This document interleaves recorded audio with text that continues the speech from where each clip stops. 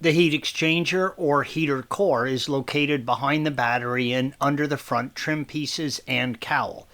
To begin, remove these pieces. You can follow the link provided at the end of this video if you need additional assistance with those tasks. While you do not need to remove the battery and tray to perform this work, it will give you a lot more room if you do, especially if you are replacing the hoses and need to get to the lower hose connection, blue arrow. While the heat exchanger is the uppermost point in the cooling system, Porsche recommends you do a complete drain and refill of the cooling system while performing this job. Again, please follow the link provided at the end of this video for additional assistance with that.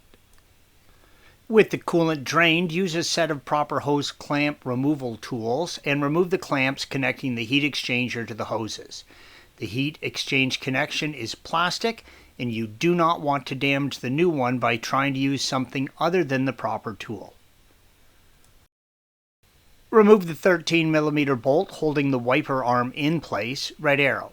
Use a 15mm socket and remove the two cross brace supports, blue arrows. Swing the wiper arm mechanism out of the way. Use a 13mm socket and remove the two screws holding the bracket in place and remove the bracket, red arrows. Carefully, and I mean carefully, peel back the cover for the heat exchanger.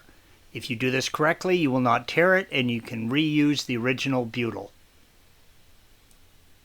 Use a 10mm socket and remove the two screws holding the heat exchanger down, red arrows. You can now lift the old exchanger up and out.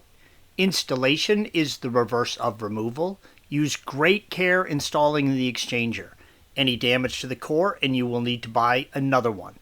Torque the two 10mm screws to 1 foot-pound. You will now need to vacuum fill and bleed the system. Thanks for watching. Be sure to subscribe to our channel and check out another video in this series.